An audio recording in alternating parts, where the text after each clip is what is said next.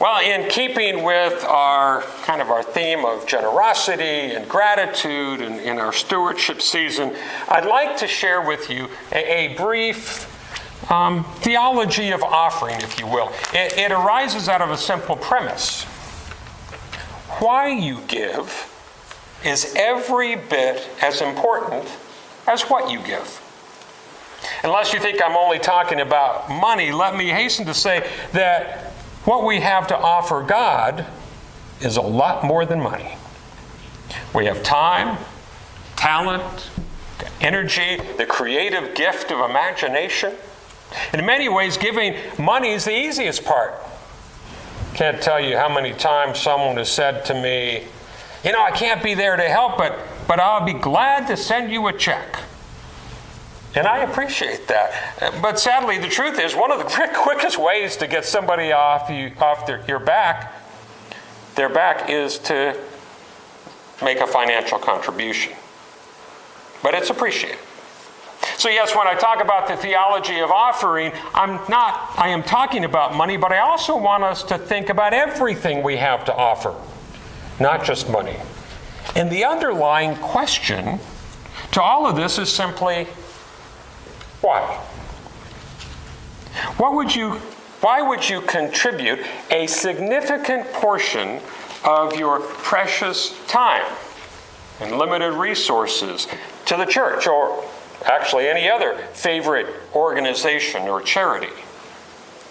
Because you see, only as you are clear about this do you stand a good chance of becoming of what Paul calls a cheerful giver. Now, this theology of offering comes from an article written by Dr. Philip McClarty and consists of 3 cardinal points that he makes. And the first is this: all that we have and all that we are belong to God. We have nothing to offer except what God has already entrusted to us. I think that kind of makes sense, don't you? Job said it best in the first chapter of Job, where he said, "Naked I came out of my mother's womb, and naked shall I return there. The Lord giveth, and the Lord taketh away. Blessed be the name of the Lord." Several years ago, there was a clergy study group, and they were working on the parable of the wicked tenants. That's the parable that Hugh just read. Let me just recap briefly, because some of you may not have been paying attention to Hugh. The choir, and that, since the choir doesn't, I thought maybe they might have by extension. So anyway, let me just recap. Parable talks about this wealthy landowner who leases his vineyard to tenant farmers, but when he sends his servant or slave to collect the rent, they beat up the servant. And so he sends him home empty-handed. Well, this happens over and over again. And finally, the landowner sends his son to collect the rent. And they not only beat him, but they put him to death. Problem was, the tenants weren't satisfied to profit off of the landlord's vineyard. They wanted to be landowners themselves. In the end, now, of course, they got what was coming to them, or at least it's implied that they did. And it wasn't the vineyard, it was the landowner's wrath. So one of the pastors who was there suggested that a good title for a sermon on this parable would be, "It's mine and you can't have it." I almost titled my sermon that, but I didn't want to scare anybody. And it's not mine anyway. But that's the way we're likely to feel when we lose sight of God's sovereignty over all that we have. It's mine and you can't have it unless I say so, because you knew I'm in charge, I'm in control, right? Truth is, everything belongs to God. Not only our property, but our health, our vitality, our days on the earth, even our ability to accomplish the goals that we set, and the motivation to set them. We're not owners, but we're stewards of what God has entrusted to us. William Howe got it right when he penned the words, See if these sound familiar. We give thee but thine own, whate'er the gift may be. All that we have is thine alone, O trust, O Lord, from thee. Anybody recognize those words? We just sang them in the previous hymn that we sang, folks. That was the hang we sang. That was the hymn we sang just prior to the offering. Now that might be a bitter pill for you to swallow, but I'm here to tell you, it's not yours. It's God's. All that you have and all that you are belongs to God. Now once we're straight on this, we can move to the second point. Our offering to God is but a response to God's prior offering to us. Isn't that true? The countless blessings we've received, and most especially the offering of His only begotten Son, Jesus Christ.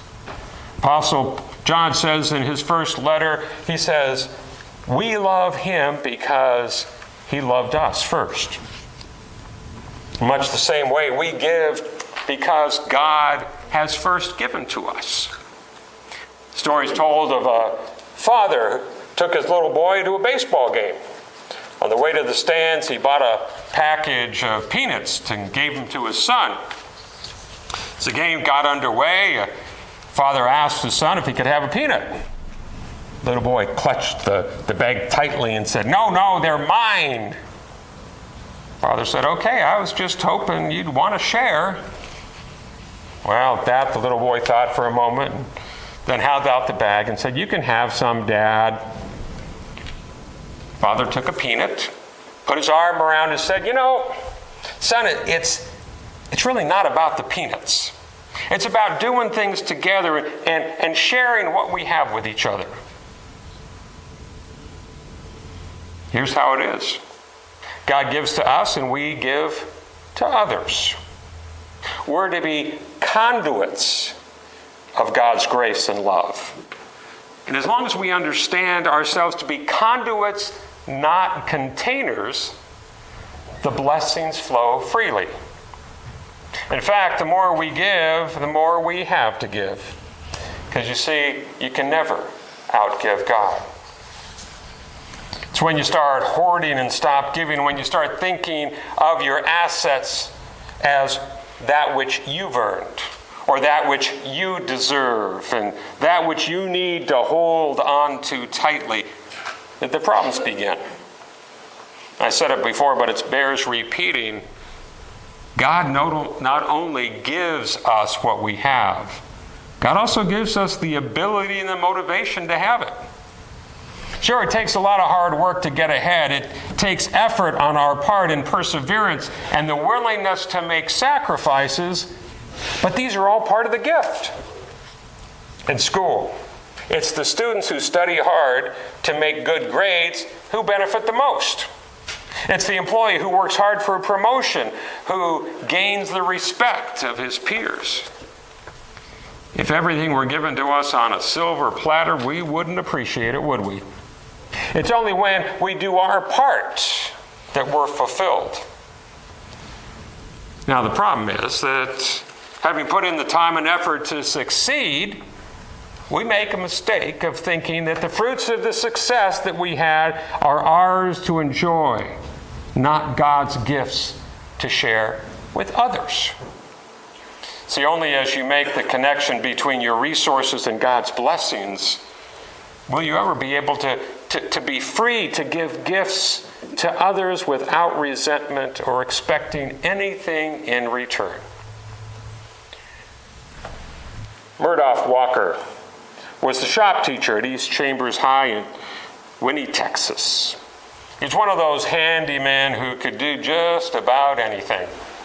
Consequently, teachers were also always taking advantage of him. They'd ask him to make a coat rack for their class, or build a bookcase, or repair a broken desk. And no matter, he'd always find a way to oblige. He always said yes, and always said it with a smile. And when the job was done and the teacher said thank you, if they did, he had a stock answer. He'd always say, well, don't thank me, thank the man upstairs. Don't thank me, thank the man upstairs. See, that's the spirit of someone who knows the one from whom all blessings flow. When that spirit lives in you, then you're able to go on to the third point of our little theology of offering, and that is this. The proper attitude for offering our gifts to God is not guilt or fear or any form of obligation or coercion, but humility, gratitude, and abiding sense of joy. Now, over the years that I've been a pastor, I've heard well-meaning saints say some pretty dangerous things about why we ought to support the church. Let me give you one example. Now, folks, you know it takes a lot of money to keep the doors of the church open, and there are only so many of us, so it's important for everyone to do his part. Of course, that's your basic country club approach, right? You add up all the expenses, divide them by the number of members, and you have what everyone is expected to pay. Now, there's not anything really wrong with it. It's just that this is not what it means to make an offering to God.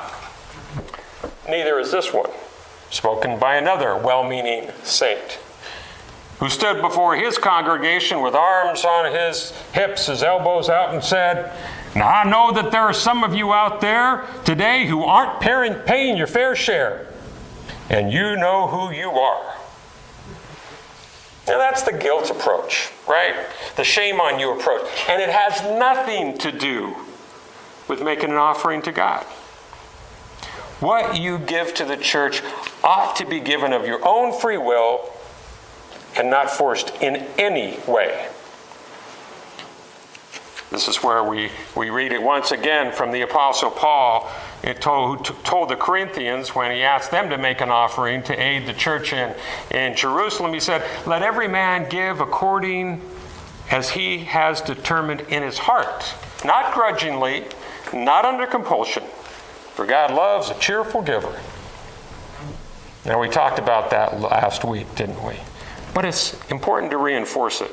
Let's be clear. There is no charge whatsoever for membership in the Church of Jesus Christ. We don't pay dues.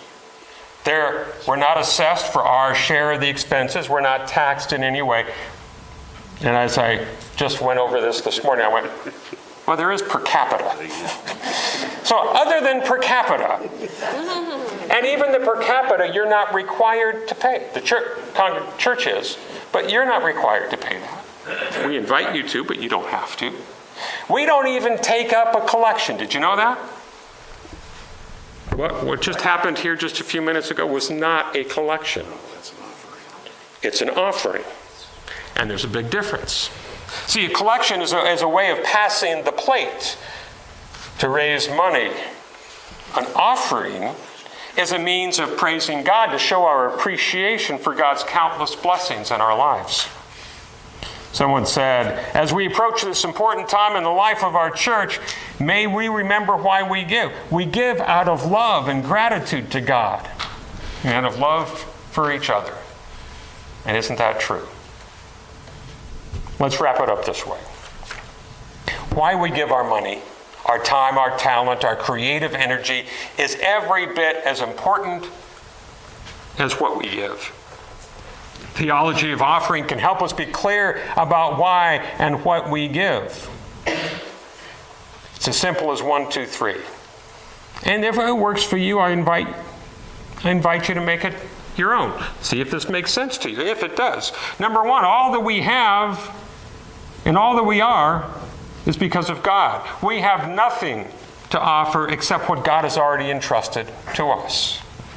2, our offering to God is but a response to what God has given to us, the countless blessings we've received, and most especially the offering of His only begotten Son, Jesus Christ. So that 3, the proper attitude for offering our gifts to God is not guilt, is not fear, is not any form of obligation or coercion, but humility, gratitude, an abiding sense of joy. If that's your motivation for giving, you certainly going to feel good about it. And what's more, you're in for a real blessing. I heard about a new book this week entitled, What Kind of World Do You Want? It's by Jim Lord. He's a well-respected member of the fundraising field, and he's often helped colleges and universities, nonprofit organizations raise money. Early on, he discovered a fundamental principle that shaped his success. He said this: people and organizations, even whole countries, work best when they're driven by ideals. That makes sense, I think. He lists a number of examples: the eradication of smallpox, women's right to vote, the tearing down of the Berlin Wall, the invention of the internet by Al Gore. No, just kidding. To mention only a few of the biggies. Each began with a tiny seed of idealistic thinking. He says, quote, beneath the critical veneer of modern life lies a deep, hidden reservoir of idealism. So maybe instead of taking inventory of all the things that we need and all the problems we're going to fix, Jim Lord would have had us focus on the highlights. What most stands out for you when you think about all the things that we've done this past year? Maybe it was a mission project or a particular worship service or fellowship activity, maybe the music. What sort of things do we do that make you want to come back next week and the week after that? What fuels your passion? What would you most like to do to strengthen the church in the coming year? What would stir you most? And what kind of excitement can you get to invite others to join us? Next Sunday, we're going to dedicate our pledges. But before you fill out your pledge card, if you haven't already, ask yourself these questions. What is my dream for the church? What is God calling us, and maybe even more specifically, me, to do and be? What excites me most about the future of this congregation? And how would I most like to contribute to show my gratitude for the ways in which God has blessed me? Remember the little boy and his father at the baseball game? The truth is, the same holds true for us. It's really not about the peanuts. It's about doing things together and sharing what we have with others to the glory of God. Amen. I invite you now to turn